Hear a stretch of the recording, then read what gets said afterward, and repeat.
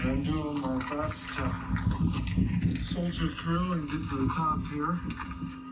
Tinley Park resident Rob Vesiker was in Nepal when the devastating 7.8 magnitude earthquake hit. He's here to tell us what he saw.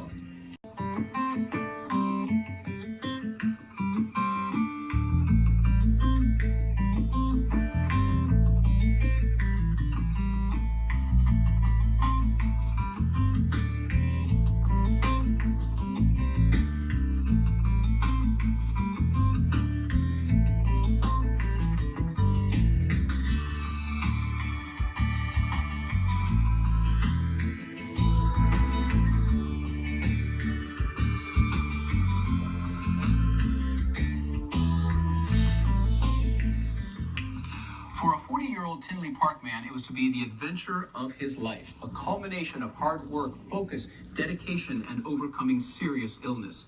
The destination, Mount Everest. Last month, Rob Vesiker and his sister traveled from Chicago to Nepal to make the trek.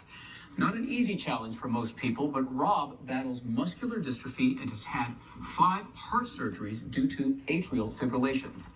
Rob was still in Nepal when the devastating 7.8 magnitude earthquake hit just 10 days ago. The latest death toll estimate in that country has reached 7,500, and that number is expected to climb higher. Meanwhile, the United Nations says 8 million people, more than 1/4 of Nepal's population, have been affected by the massive quake and more than 70 aftershocks.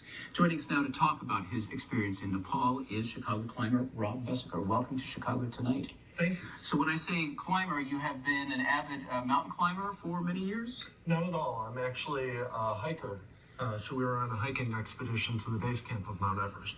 Well, let's start with that. I mean, your own personal story is very inspiring, and certainly we're going to talk about that. But you just returned back from Nepal this past weekend. You had trouble getting out for obvious reasons. Tell us what you saw in the aftermath of that earthquake. Well, in the aftermath of the earthquake, we actually got stuck in a mountain town, a mountain village called Lukla, which is kind of the transport spot for everybody who goes up to Mount Everest Base Camp or anybody who tries to summit the mountain.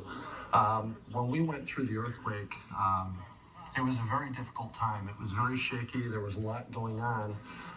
And thankfully, we were okay. Did you witness a lot of these images that we're seeing here? Unfortunately, I saw too many of the images, especially bodies being carried to and from helicopters that were being transported back to Kathmandu by airplane. Well, let's get back to how you were there in the first place, because as we mentioned, you've had some very serious health issues throughout your life, but you decided to make this trek. And what was your objective in going to Nepal? The objective was to accomplish a goal, to see something beautiful and do something wonderful. I think all too often people get diagnosed with various illnesses or overcome certain obstacles in their lives, and they let that take them over. And as a result, they kind of sit back and choose not to do certain things. My goal is to continue to live my life, and whatever obstacles I can overcome, I'll do so.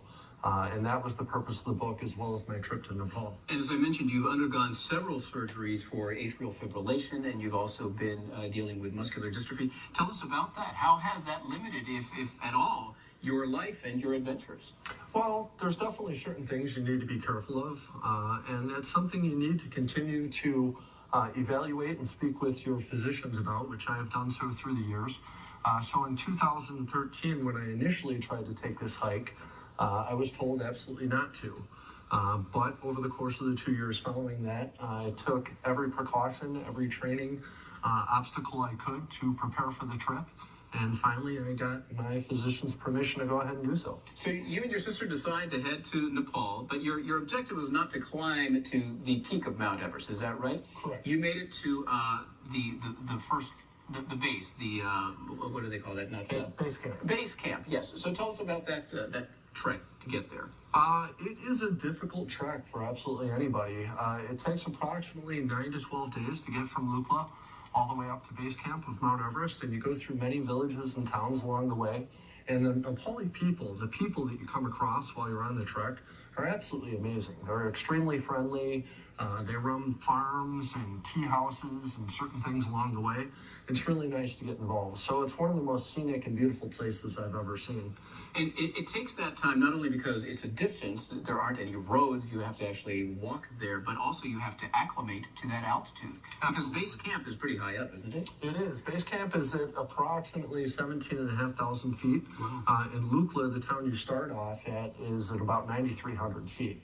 So over the course of those 9 days, you are acclimating to the high altitude, as well as climbing some pretty significant hills. You reached your objective, you were there for a little while, but you left before the earthquake actually hit. Where were you when the earthquake hit? I was back in the town of Lukla when the earthquake hit, yes. And what went through your mind when, you heard about what happened on Everest right there at the base camp after that avalanche, that very deadly avalanche? The major thing on our minds was concern. By the time the earthquake hit and we had found out what all happened, I had been separated from my sister for several days. And what happened there? My sister got altitude sickness as we were climbing up, as we were climbing up to base camp. So she actually had to be medically evacuated early. But because that can be very serious. It can be. But thankfully, she was good. She got flown back to Kathmandu, and she was doing extremely well. We continued to talk to one another by phone. So when the earthquake took place, and we were in Lukla, we lost all communication with everybody back in Kathmandu, with my sister, with everybody we had met at base camp. So, the biggest thought on our mind was concern for our guides, all the Nepali people that were with us. Their safety, their family's safety. Obviously, I was extremely worried about my sister and all the people that we had met that were actually mountaineering and summiting Mount Everest. But were any of the people that you met there killed? Thankfully, the people that were part of our party, everybody was safe. You didn't escape injury, though. I believe that you suffered some broken ribs. Is that right? I did not. My sister got caught in a rush of people at one of the hotels in Kathmandu, and as a result, there was a lot of pushing and shoving. She got trampled out a little bit, and she was feeling some chest pain. So finally, a couple of days ago, back in Chicago, she went to the hospital and learned that she had 3 fractured ribs. Oh my goodness, that's quite an adventure. Thankfully, the only thing that happened to me is I came back with a little bit of bronchitis. Well, I was going to say, how has your health held up during all of this? My health has been great. Everything that I trained for, prepared for the trip, helped me out a great deal. The thing is, so the title of my book, Forever Strong, when you talk about being strong, it's not just a physical thing. You've been writing this book, we should mention, for quite a while, and we just saw you holding a banner there. But tell us about that. I've been working on the book for 10 plus years. It's an inspirational memoir, essentially telling people to continue to live their dreams, continue to live their lives. There's going to be obstacles that come up in our lives, whether it be health situations, whether it be Mother Nature, whether it be anything else. And there you are with your sister there. These are some of your Nepali friends or guides. Tell us what we're seeing in this picture. 2 of these people are the guides, and one of them is the porter who carries our bag. And you can see in the picture, their spirits are absolutely amazing. They're wonderful people, extremely helpful, and people put their lives in their hands every day. How desperate is the situation in Nepal right now, as you saw it? I struggle with the word desperate. It's certainly a unique situation, and I feel bad for all the Nepali people. I felt the best way that I could help them after everything that happened was to kind of get out of the way and let them run their necessary course of action. By the time I was leaving on April 29th, they started to fight back for a sense of normalcy. They were starting to open up some of the shops in Kathmandu. People were smiling, telling jokes on the street.